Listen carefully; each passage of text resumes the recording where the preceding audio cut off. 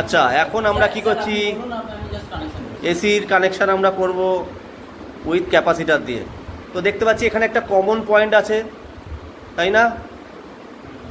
তো common point, মোটরে যে কমন পয়েন্টটা আছে, ক্যাপাসিটার দেখো সি একটা লেখা আছে না?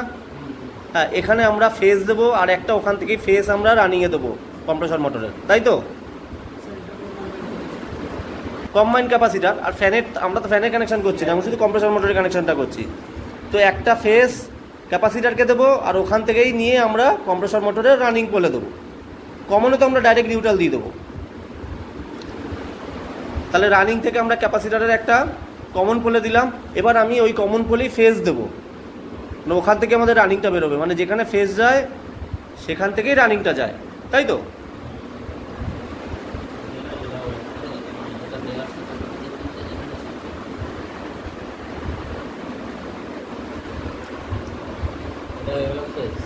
তাহলে এটা আমরা ফেজ দিলাম আর ওখান থেকে আমরা কম্প্রেসর মোটরের রানিংয়ে দিয়ে দিলাম।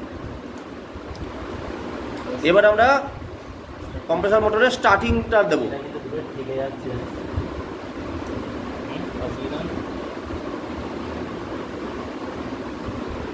স্টার্টিং থেকে আমরা ক্যাপাসিটারের স্টার্টিং খুলে দেবো। তাহলে কম্প্রেসর আমাদের রানিং স্টার্টিং পেয়ে গেল এবং ভায়া ক্যাপাসিটার হয়ে ফেজটাও আমরা দিয়ে দিয়েছি। এবার আমরা কমনে নিউট্রালটা দিয়ে দিচ্ছি। তো এই হলো আমাদের নিউট্রাল এবং ফেজের দুটো তার।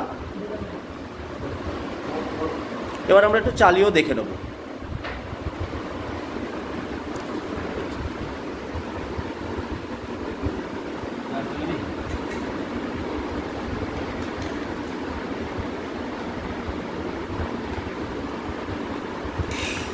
দাও, দেখতে পেলাম কানেকশান দিয়েছি, প্লাসিং করো।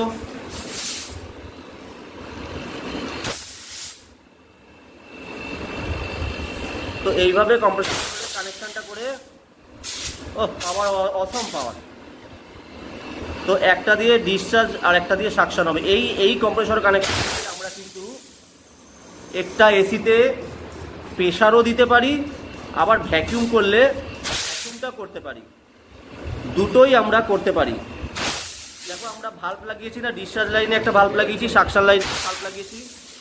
তো ডিসচার্জ লাইন দিয়ে প্রেশারও দিতে পারি এসিকে, আর সাকশন লাইন দিয়ে ভ্যাকুমও করতে পারি। এই এসি কম্প্রেসর দিয়েই আমরা করতে পারি। অসম অসম।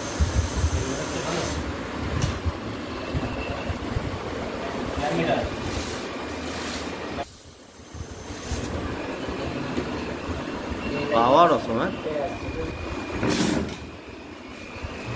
তো পুরোটাই দেখতে পারলেন, আপনাদের সামনে কানেকশনটা করা হলো ক্যাপাসিটারকে।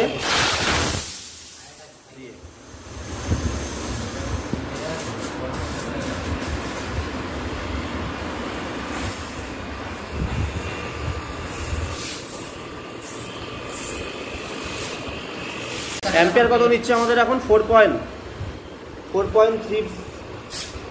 4030। এটা 1.5 টনের এসি আছে। গ্যাস দিলে তখন এটা প্রায় 7 অ্যাম্পিয়ারের মতন নেবে।